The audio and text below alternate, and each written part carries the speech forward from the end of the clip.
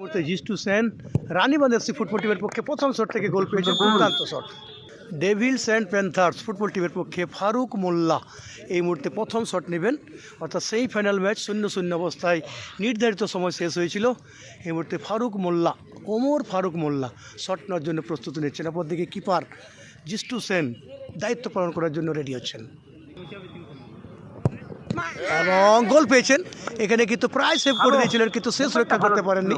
ফারুক মোল্লা গোল পেয়েছেন। এই মুহূর্তে সাগুনকে দেখতে পাচ্ছি, দ্বিতীয় শট নেবেন রানীবাঁধ এফসি ফুটবল টিমের পক্ষে। খেলায় গোল আছে, কিন্তু খেলায় গোল করেছিলেন, এখানে গোল পেলেন না সাগুন। ডেভিলস অ্যান্ড প্যান্থার্স ফুটবল টিমের পক্ষে রাকেশ এই মুহূর্তে দ্বিতীয় শটটি নেবেন। অপরদিকে কিপার জিস্টু সেন আছেন, রাকেশ এবং গোল পেয়েছে রাকেশ, দ্বিতীয় শট থেকে গোল। রানীবাঁধ এফসি ফুটবল টিমের পক্ষে বিজয় এই মুহূর্তে 3 নম্বর শট নেবেন। বিজয় দুর্দান্ত খেলেছেন উইঙ্গার হিসাবে। বিজয় তৃতীয় শট নেওয়ার জন্য এবং সেখানে গোল পেয়েছেন বিজয়, 3 নম্বর শট থেকে গোল। ডেভিলস অ্যান্ড প্যান্থার্স ফুটবল টিমের পক্ষে 3 নম্বর শট নেবেন কিপার বিকাশ বাউরি। অপরদিকে কিন্তু পবিত্রকে দেখতে পাচ্ছি, কিপারের দায়িত্ব পালন করার জন্য চলে এসেছেন পবিত্র রানীবাঁধ এফসির পক্ষে। এদিকে বিকাশ বাউরি কিপার 3 নম্বর শট নেওয়ার জন্য প্রস্তুত নিচ্ছেন ডেভিলসের পক্ষে এবং বাইরে অনেকটা বাইরে। রানীবাঁধ এফসির পক্ষে 4 নম্বর শট নেবেন দেবাশিস। খুব লম্বা থ্রোইন করছিলেন এবং থ্রোইন করার সময় মনে পড়ে যাচ্ছিল বসিরাম এবং কান্দন টুডুর কথা।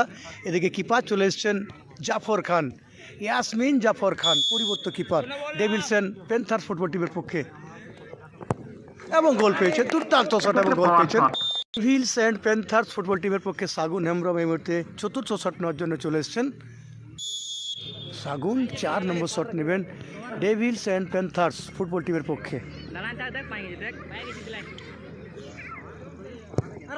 এবং গোল পেয়েছেন এবং 4টি শট হয়ে গেল, ফলাফল 3-3। এবং এই জন্য আমি বলে থাকি যে জার্সি নম্বর 12 তুমি গোল করতে পারো, সেখানে গোল পেয়েছেন।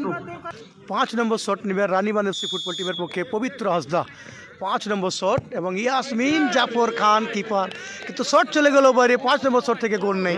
5 নম্বর শট সূর্যকান্ত বাউরি, খেলায় গোল আছে, কলকাতা লিগে খেলেছেন 3rd ডিভিশনে, এখানে কি গোল করতে পারবেন?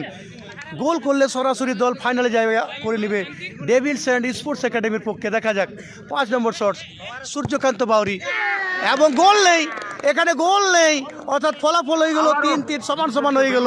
6 নম্বর শট 6 নম্বর জার্সি রবীন্দ্র শট নিচ্ছেন রানীবাঁধ ফুটবল টিমের পক্ষে এবং গোল পেয়েছেন রানীবাঁধ ফুটবল টিমের খেলোয়াড় বিধান মান্ডি। এই মুহূর্তে 6 নম্বর শট নেবেন ডেভিলস অ্যান্ড প্যান্থার্স ফুটবল টিমের পক্ষে এবং বাইরে, এবং সেখানে কিন্তু বাইরে গোল পেলেন না এবং একটি চেয়ারও নষ্ট করে দিলেন, অর্থাৎ ফাইনালে জায়গা হয়ে গেল রানীবাঁধ এফসি ফুটবল টিমের খেলোয়াড়দের।